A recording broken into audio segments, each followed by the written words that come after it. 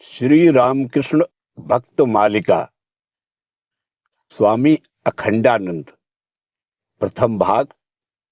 जय ठाकुर जय मां। स्वामी अखंडानंद जी का पूर्व नाम गंगाधर गंगोपाध्याय था। उनके पिता श्रीमंत गंगोपाध्याय ने संस्कृत पाठशाला में अध्ययन करके तर्क रत्न की उपाधि प्राप्त की थी और कुलाचार्य का कार्य करने के कारण वे घटक ठाकुर नाम से भी जाने जाते थे। जयसोर के नड़ाइल महकमे के अंतर्गत ब्राह्मण डांगा नामक ग्राम में इस परिवार का आदि निवास था। परंतु गंगाधर के जन्म के लगभग 100 वर्ष पूर्व ये लोग कलकत्ते के निवासी हो गए थे। तर्क रत्न महाशय अत्यंत शुद्धाचारी एवं नैष्ठिक ब्राह्मण थे। गंगाधर के जन्म काल में वे अहिरी टोला मोहल्ले में माणिक बोस घाट स्ट्रीट के एक किराए के मकान में निवास करते थे। यहीं पर 30 सितंबर 1868 ईस्वी महालया अमावस्या शुक्रवार को भावी सन्यासी अखंडानंद ने जन्म ग्रहण किया। निष्ठावान परिवार में जन्मा बालक गंगाधर बुद्धि के विकास के साथ ही साथ कठोरता पूर्वक जीवन बिताने लगा।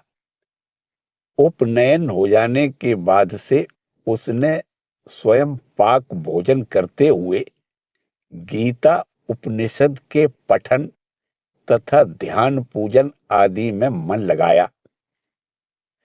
संभवतः 1877 ईस्वी के किसी शुभ दिन गंगाधर ने अपने बाल्य मित्र हरिनाथ अर्थात स्वामी तुरायानंद के साथ बाग बाजार के दीनानाथ बोस के मकान पर श्री रामकृष्ण देव का प्रथम बार दर्शन किया था।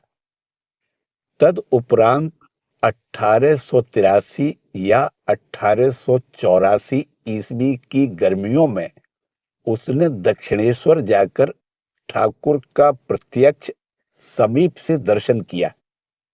इन कुछ वर्षों के दौरान गंगाधर का धर्मभाव और भी गहन तथा दृढ़ हो गया था।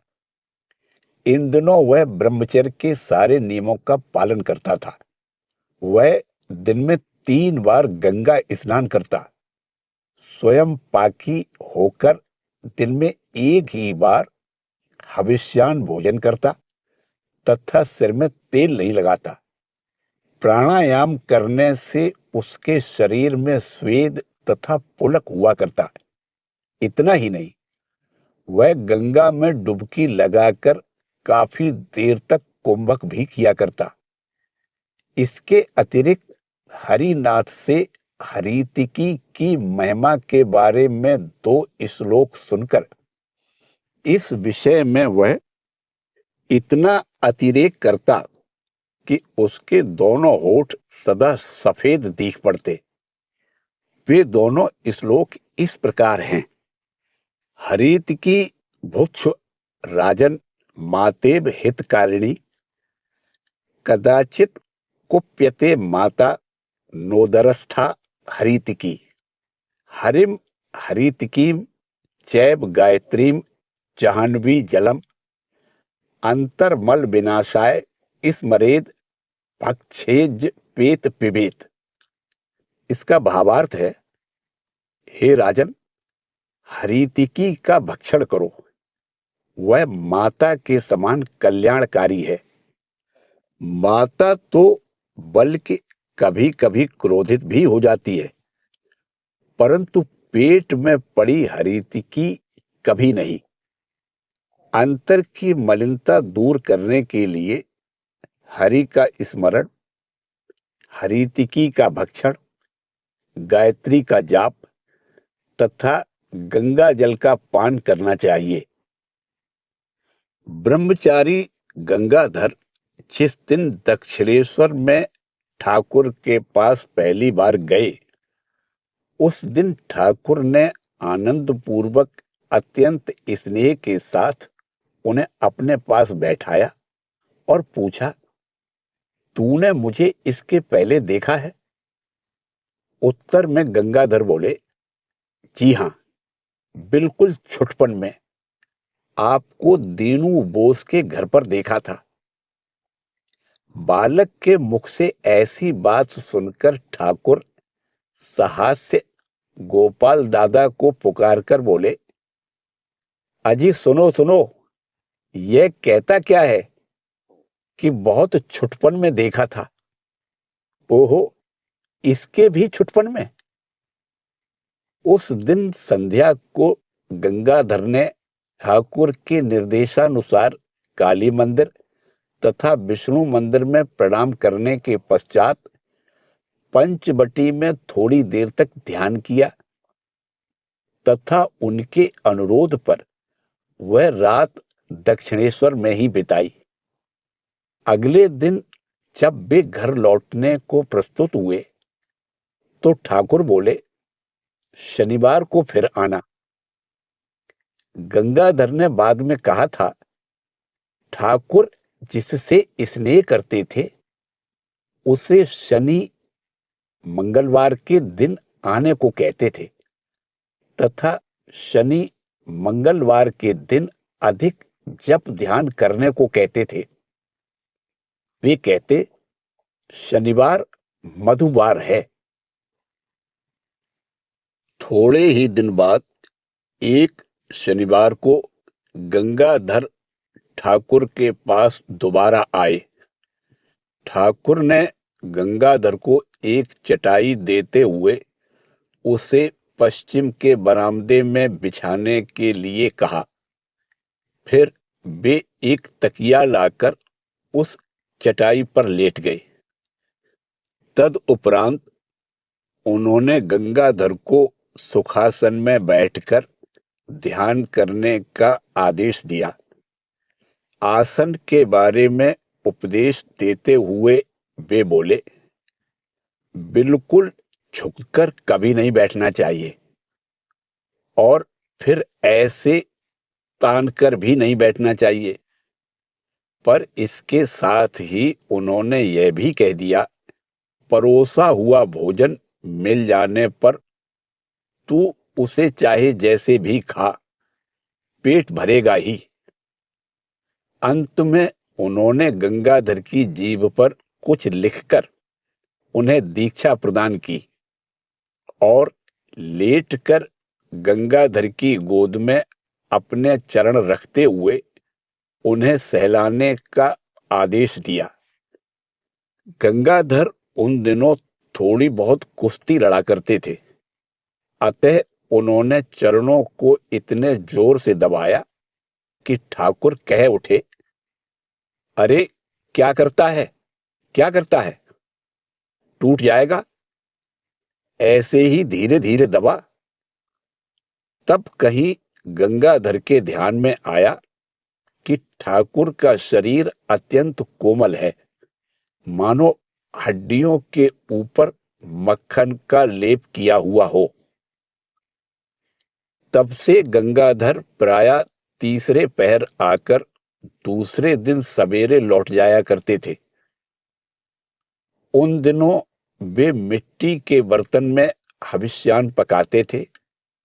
चाहे कोई कितना भी मनाए, वे ब्राह्मण के घर का प्रसाद तक नहीं ग्रहण करते थे। दोपहर को दक्षिणेश्वर में रहने पर कहीं ठाकुर के आदेश पर उन्हें इस नियम को तोड़ना न पड़ जाए, इसलिए वे नैष्ठिक ब्राह्मण कुमार ऐसी अनचाही परिस्थिति को टालते हुए चलते थे। परंतु तीक्ष्ण दृष्टि संपन्न ठाकुर सब समझ गए थे, इसलिए उनकी कठोरता के अतिरेक को कम करने के लिए उन्होंने एक दिन कहा, तू अभी लड़का है, तुझमें इतना बूढ़ों जैसा भाव क्यों? एक और दिन उन्होंने यह समझाकर कि प्राणायाम के फलस्वरूप कोई गंभीर रोग हो जाने की संभावना है, उन्हें प्रतिदिन गायत्री जाप करने को कहा। इसी बीच गर्मी के मौसम में किसी एकादशी के दिन गंगाधर धोती का छोर कंधे पर डाले एक तरबूज लेकर दोपहर के बाद ठाकुर के पास आ पहुंचे। एक तो वे बालक ही थे, फिर प्रचंड धूप के कारण उनका चेहरा लाल हो उठा था। उनके तरबूज सामने रखकर प्रणाम करते ही ठाकुर उद्विग्न स्वर में बोल उठे, आज तू अभी लौट जाएगा क्या? गंगाधर बोले, जी नहीं। उन्होंने वह रात दक्षिणेश्वर में ही बिताई। दूसरे दिन सवेरे उठकर ठाकुर ने उन्हें एक गड़ुआ जल लेकर अपने साथ पंचवटी की ओर आने के लिए कहा। फिर पंचवटी के पूर्व की ओर आ उन्हें वहां पूर्वाभिमुख बैठकर ध्यान करने को कहकर वे चले गए। थोड़ी देर बाद लौटकर गंगाधर को कुछ सीधा करते हुए वे बोले, तू थोड़ा झुक जाता है। फिर कमरे में लौट आए और कुछ देर के बाद दोनों गंगा स्नान को चले। स्नान कर आने पर ठाकुर ने मां काली का स्मरण किया। तत्पश्चात विष्णु मंदिर तथा काली मंदिर से आए हुए प्रसाद को ग्रहण किया तथा उसमें से बेल का शरबत और अन्य फल, मिठाई आदि का स्वयं थोड़ा थोड़ा अंश लेकर शेष गंगाधर को दे दिया। गंगाधर ने कोई ऐतराज न करते हुए सब कुछ पा लिया। भोग आरती के पश्चात ठाकुर ने उनसे कहा, जा, गंगा जल से पका हुआ मां काली का प्रसाद है, महाहविष्यान है, खाकर आ। गंगाधर कुछ न कहकर उसी ओर बढ़े और मन ही मन सोचने लगे कि ठाकुर ने उन्हें विष्णु मंदिर जाने के लिए न कहे काली मंदिर जाने के लिए क्यों कहा। पीछे मुड़कर देखा तो ठाकुर वहीं खड़े उनकी गतिविधि को देख रहे थे। अतः उस दिन उन्होंने मां काली का ही प्रसाद ग्रहण किया। उनके भोजन करके लौटते ही ठाकुर ने उनके हाथ में पान की गिलोरी देते हुए कहा, खा, भोजन के बाद दो एक पान खाना चाहिए, नहीं तो मुंह से गंध आती है। देख, नरेन 100 पान खाता है, जो मिलता है वही खाता है। इतनी बड़ी बड़ी आंखें हैं, भीतर की ओर खिंची हैं। कलकत्ते के रास्तों से होकर जाते समय मकान, घर द्वार, घोड़ा गाड़ी सब नारायणमय देखता है। तू उसके पास जाना। कलकत्ता लौटते ही गंगाधर ने नरेंद्र के साथ भेंट की। वे जब पुनः ठाकुर के पास आए तो उन्हें सब कुछ बतलाया। ठाकुर सब सुनकर आनंद पूर्वक बोले, खूब जाना, उसका खूब संग करना। गंगाधर दक्षिणेश्वर जाते मुग्ध नयनों से ठाकुर के विविध भावावेशों का अवलोकन करते या उत्सुक होकर उनके श्रीमुख से निःसृत वचनामृत का पान करते। किसी दिन ठाकुर बहुत देर तक वृंदावन विहारिणी राधा हमारी हैं, राधा हमारी हैं आदि गाते हुए आंसू बहाया करते। तो किसी दिन आओ मां हृदय में रमण करने वाली आदि भजन सुनते हुए समाधि मग्न हो जाते। किसी दिन गंगाधर देखते कि ठाकुर किसी के साथ उच्च आध्यात्मिक चर्चा में डूबे हैं, तो किसी दिन सुनते कि उन्हें किस प्रकार सरयू तट बिहारी श्री रामचंद्र जी, सीता जी तथा लक्ष्मण जी के दर्शन प्राप्त हुए थे। ऐसी अप्रत्यक्ष शिक्षा के साथ साथ गंगाधर को प्रत्यक्ष रूप से शिक्षा पाने के भी काफी सुयोग मिलते थे। एक दिन उन्हें शौच के लिए गंगा की ओर जाते देखकर ठाकुर ने पुकार कर कहा, अरे आ, लौट आ, गंगाबारी ब्रह्मबारी है, जा हांस पुकुर में चला जा। ठाकुर गंगाधर के बूढ़ों जैसे भाव की भर्त्सना करते थे। इससे एक बार उनके मन में ऐसा भ्रम हो गया कि ठाकुर के मतानुसार वे सब आचार पूर्णतया त्याज्य हैं। परंतु इसी बीच एक दिन जब एक अनुभवी व्यक्ति ने शिकायत की कि कम अवस्था वाले लड़कों का संसार विमुख होना अनुचित है, तो ठाकुर ने कहा, हविष्यान भोजन करना, तेल न लगाना, निरामिष भोजन करना आदि सात्विक प्रवृत्तियां पूर्व जन्म के सत्कर्म के फलस्वरूप ही उत्पन्न होती हैं। और गंगाधर की ओर उंगली से संकेत करते हुए फिर कहा, देखो यह लड़का थोड़ा बड़ा होते न होते ही सब कुछ त्याग देना चाहता है। उसमें सत्व गुण की अधिकता है। सत्व गुण के उदय होने पर ही यह सब होता है। उस दिन गंगाधर की समझ में आ गया कि संयम बुरा नहीं है, पर अत्यधिक आचार ही अनुचित है। एक दिन जब गंगाधर ध्यान करके लौटे तो ठाकुर ने उनसे पूछा, ध्यान एवं प्रार्थना करते करते तेरी आंखों में पानी आया था क्या? गंगाधर ने उत्तर दिया, आया था। ठाकुर प्रसन्न होकर बोले, प्रार्थना कैसे करनी चाहिए जानता है?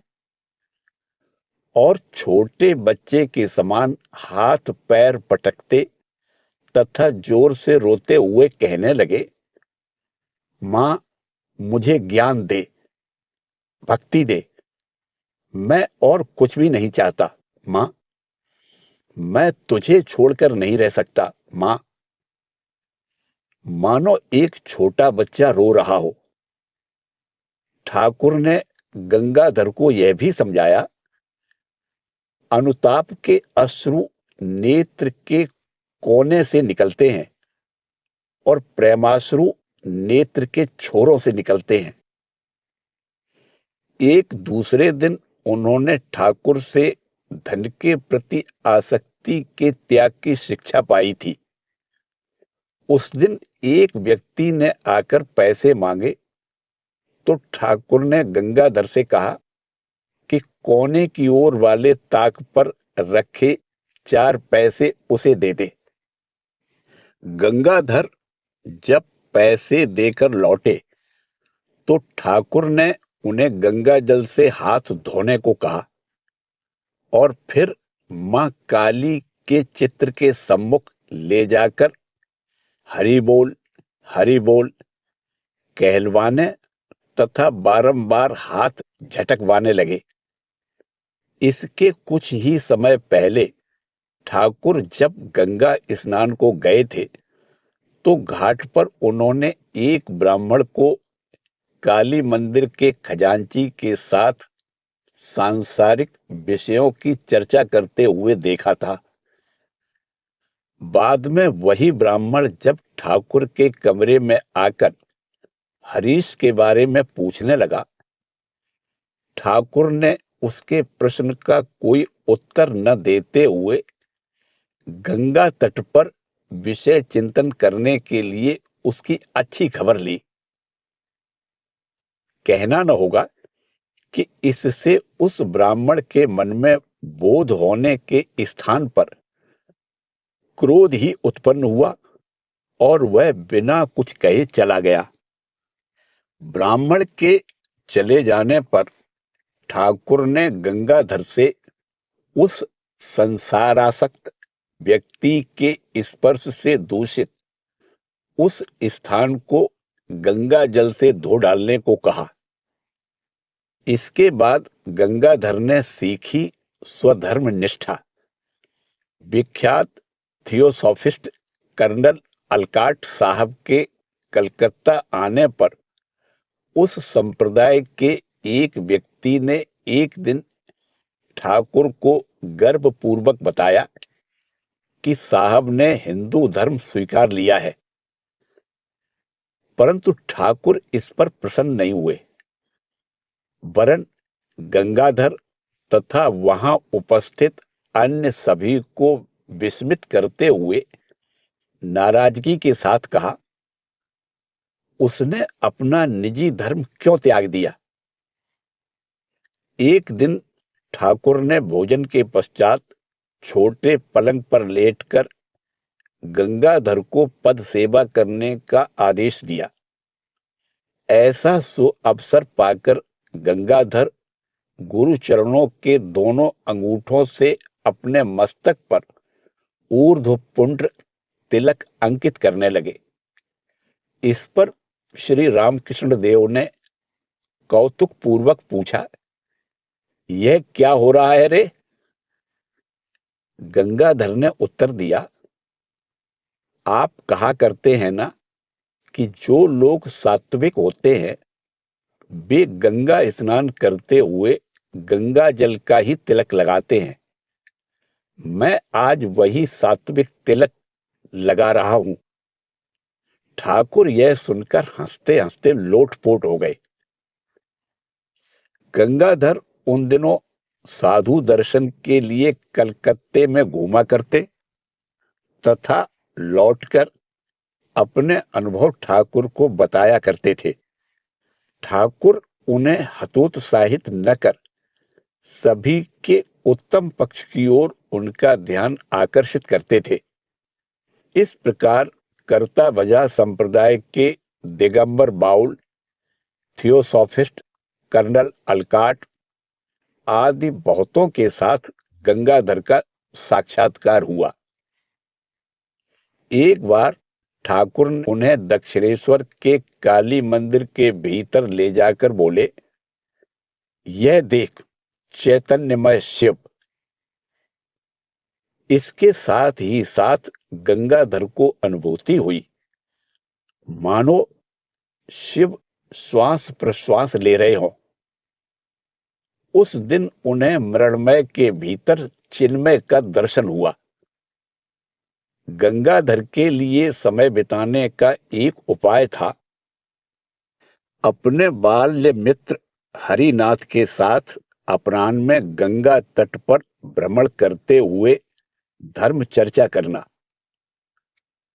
उस समय उन्हें कभी कभी गंगा तट पर ध्यान करते हुए भक्त नाग महाशय की शांत निश्चल मूर्ति दिखाई देती थी, जिससे वे बड़े उल्लसित होते थे।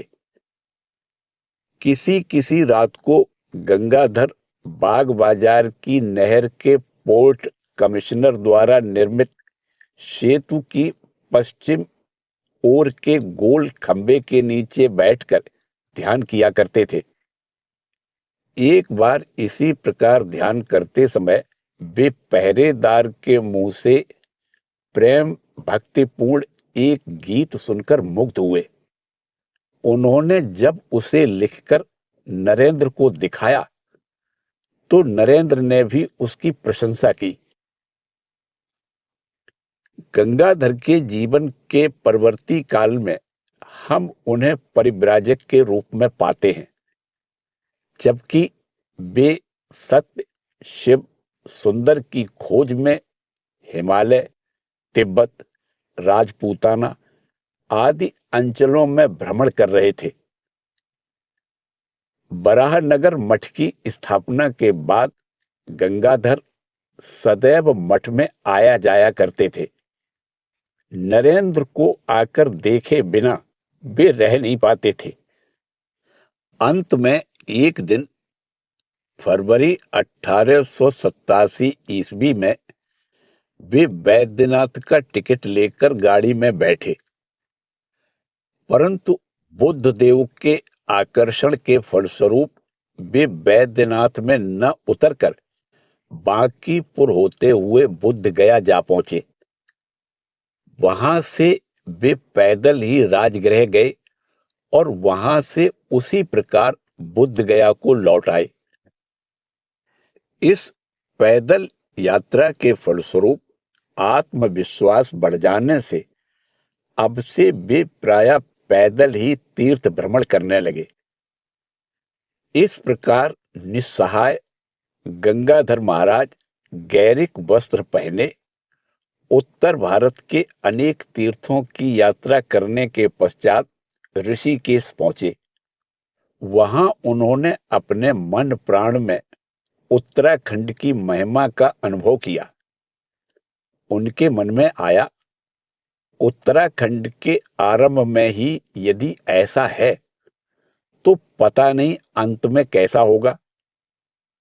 ऋषिकेश की कुटिया में 5 अप्रैल तक रहने के पश्चात हिमालय के आकर्षण से वे देहरादून और राजपुर होते हुए खाली हाथ मसूरी पर्वत पर चढ़े तथा वहां दक्षिण भारत के एक लिंगायत जंगम साधु के मंदिर में आश्रय लिया। उन्हें अल्प वयस्क देखकर साधु के मन में स्नेह उमड़ आया और वे उन्हें उत्तराखंड के पथ के कष्टों के बारे में बतलाने लगे। फिर भी गंगाधर महाराज अडिग रहे।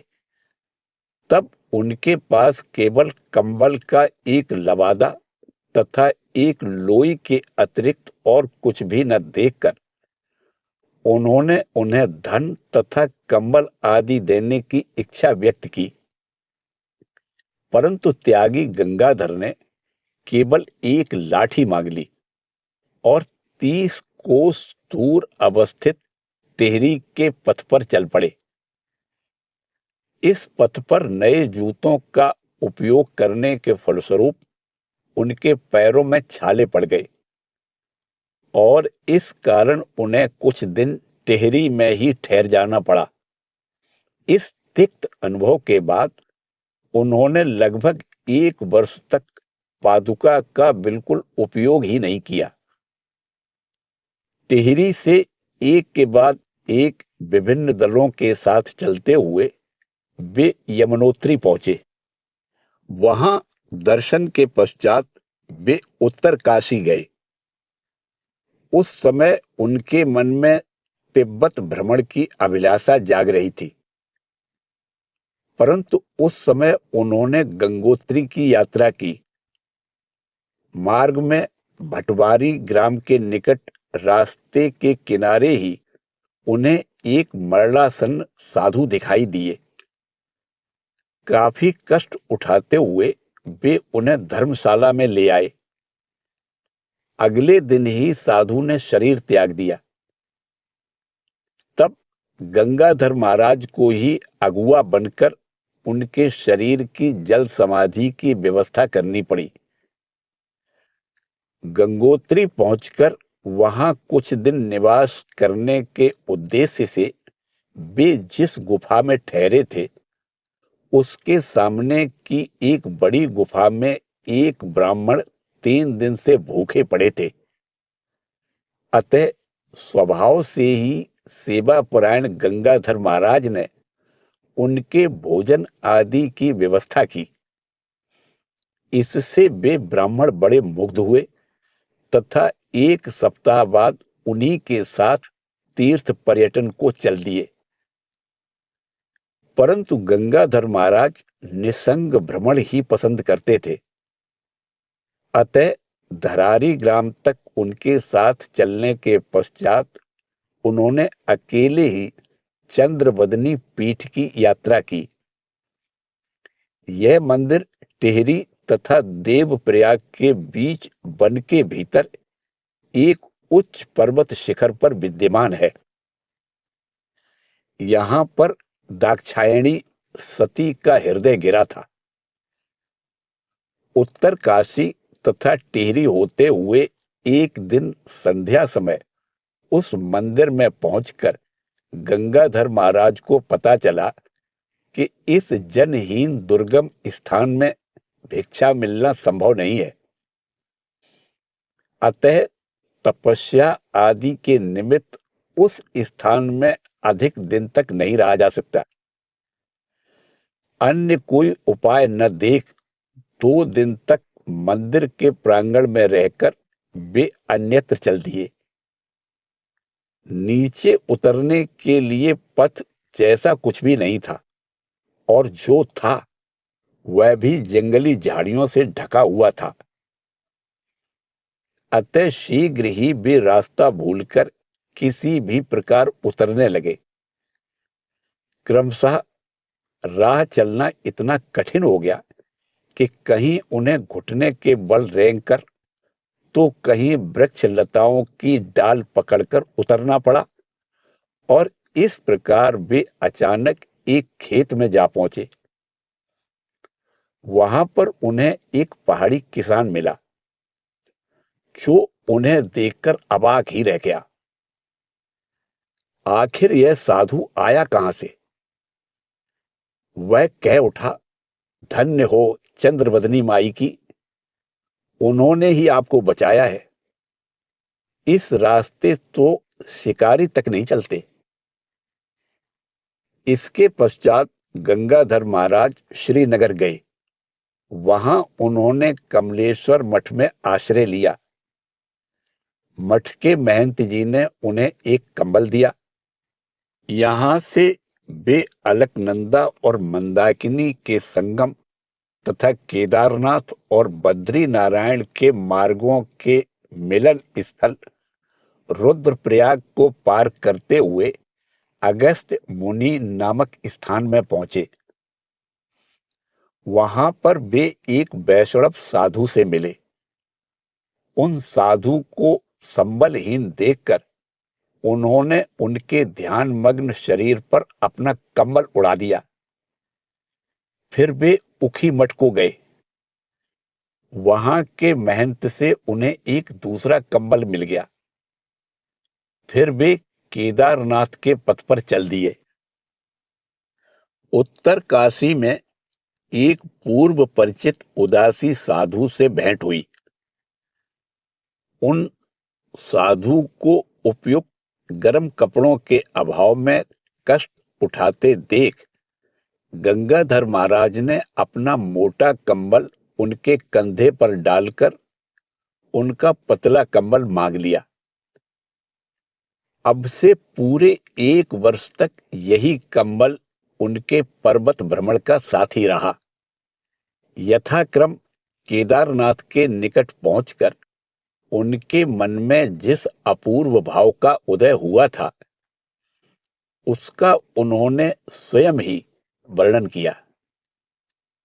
केदार शैल के पाद प्रदेश में मैंने जिस परम अद्भुत विराट मूर्ति का दर्शन किया, हिमालय में इतने दिन में और कहीं भी वैसा दर्शन नहीं मिला। हर पार्वती के प्रिय विलास निकेतन केदार शैल की महत्ता और विलक्षणता से मैं जैसा विस्मित तथा मुग्ध हुआ, और केदारनाथ पहुंचकर मैं गिरिराज के साथ जैसा हृदय खोलकर मिला, वैसा और कहीं भी नहीं हुआ। केदारनाथ के बाद बद्री नारायण के दर्शन करने के उपरांत गंगाधर महाराज का बहुआकांक्षित तिब्बत भ्रमण आरंभ हुआ। वे तिब्बत माना गिरिपथ होकर गए तथा 3 महीने बाद नीति घाट के मार्ग से लौटे। माना के मध्य भाग में पार्वती देवी के जन्म स्थान तथा पित्रालय का दर्शन करके वे अत्यंत हर्षित हुए। प्रथम बार तिब्बत से लौटकर उन्होंने बद्री नारायण के दर्शन किए और कुछ दिन तक तिब्बती व्यापारियों के साथ हिमालय में ही निवास किया। बाद में वे ऋषिकेश को उतर आए। दूसरी बार वे बद्रिकाश्रम होते हुए छिपछिलाम के गिरिपथ से तिब्बत गए और 5 महीने तक वहां निवास किया। इसी सुयोग से उन्होंने कैलाश तथा मानसरोवर का भी दर्शन किया।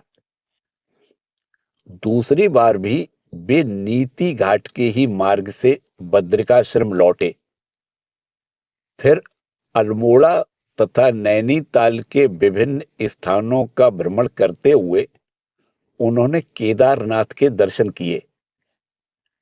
बद्री नारायण के मार्ग में श्रीनगर में उनकी स्वामी शिवानंद जी से भेंट हुई। उस समय गंगाधर महाराज तिब्बती वेशभूषा में थे तथा उनका चेहरा भी तिब्बतियों के ही समान बर्फ से झुलसा हुआ था। इसलिए एकाएक उन्हें देखकर शिवानंद जी पहचान नहीं सके थे, परंतु उनके मुख से दादा दादा की पुकार सुनते ही उन्होंने उनको सीने से जकड़ लिया। कुछ दिन तक दोनों ने साथ ही तीर्थ भ्रमण किया। बद्रिकाश्रम से उतरते समय शिवानंद जी ने गंगाधर महाराज को पुनः तिब्बत जाने से मना किया, परंतु उनकी अतृप्त आकांक्षा उन्हें वहां खींच ले गई। लौटते समय जब वे लद्दाख होकर श्रीनगर पहुंचे तो ब्रिटिश सरकार के एजेंट ने उन्हें गुप्तचर होने के संदेह में बंदी बना लिया। ये दिसंबर 1889 ईस्वी की बात है। सौभाग्यवश 5 दिन बाद उन्हें छोड़ दिया गया। तिब्बत भ्रमण काल में उन्हें जो अनुभव हुए थे उनमें से कुछ विशेष उल्लेखनीय हैं। पहले वर्ष तो उन्होंने थुलिंग मठ में रहकर तिब्बती भाषा सीखना आरंभ किया, परंतु लामाओं के ऐश्वर्य, विलासिता तथा निर्धनों पर अत्याचार को देखकर उन्होंने उनका विरोध किया और इसके फलस्वरूप उनके कंधे पर म्यान युक्त तलवार की चोट पड़ी। इतना ही नहीं, पहाड़ियों ने नशे में चूर अवस्था में उनके विरुद्ध लामाओं से शिकायत की, जिस पर लामाओं ने कहा उसका गाल दुरुस्त कर दो। तात्पर्य यह कि गाल काट डालने पर वह बातें नहीं कर सकेगा। परिस्थिति समझकर गंगाधर महाराज भाग निकले। दूसरी बार जब वे तिब्बत जाने को प्रस्तुत हुए तो तिब्बती पुलिस ने उन्हें गिरफ्तार कर लिया। बाद में परिचित तिब्बती व्यापारियों ने जमानत देकर उन्हें छुड़ा लिया। वस्तुतः ये व्यापारी उनसे बहुत प्रेम रखते थे। एक बार इनमें से एक व्यक्ति उनके पास श्री रामकृष्ण देव का फोटोग्राफ देखकर इतना मुग्ध हो गया कि इसके बाद वह जितने भी दिन उनके साथ रहा उतने दिन उस चित्र को बुद्ध के साथ एक ही आसन पर स्थापित करके पूजा करता रहा। तिब्बती पुलिस के हाथ से मुक्त होने के बाद कैलाश मानसरोवर की यात्रा के समय वे डाकुओं के हाथ पड़ गए तथा उन्हें गुड़ व भुने चावल देकर उन्होंने किसी प्रकार प्राण बचाए। जब वे तीसरी बार लासा जाने को प्रस्तुत हुए तो मित्रों ने भी विरोध किया, जिसके परिणाम स्वरूप उन्होंने उस आशा को ही त्याग दिया। अब तक गंगाधर महाराज तिब्बत तथा हिमालय के आकर्षण से इधर उधर भ्रमण कर रहे थे। इसके बाद के काल में हम उन्हें स्वामी विवेकानंद का अनुसरण करते हुए उत्तर तथा पश्चिम भारत में देखते हैं। कश्मीर में ब्रिटिश सरकार के कारण उन्हें परेशान होना पड़ा। इसके बाद स्वामी जी ने उन्हें गाजीपुर आने के लिए आमंत्रित किया। उसी आह्वान पर कुछ दिन बाद वे कश्मीर छोड़कर अप्रैल में गाजीपुर पहुंचे, पर तब स्वामी जी वहां नहीं थे। वहां उनका पवहारी बाबा के साथ साक्षात्कार हुआ। बाबा जी ने उनको यथाशीघ्र स्वामी जी के पास जाने को कहा, परंतु इसी बीच बीमार पड़ जाने के कारण वे तुरंत ही मठ रवाना नहीं हो सके। स्वस्थ होने पर जून के प्रारंभ में वे मेलगाड़ी से हुगली तक आकर पैसेंजर ट्रेन से बाली आए। ज्यों ही वे बाली स्टेशन पर उतरे, त्यों ही पुलिस उन्हें पकड़कर हावड़ा ले गई, परंतु उनके विरुद्ध कोई प्रमाण न मिलने के कारण उन्हें बराहनगर पहुंचा दिया गया। इसी के साथ श्री रामकृष्ण देव के अंतरंग शिष्य स्वामी अखंडानंद जी के जीवन वृतांत का प्रथम भाग समाप्त होता है। शेष भाग अगले वीडियो में। जय ठाकुर, जय मां।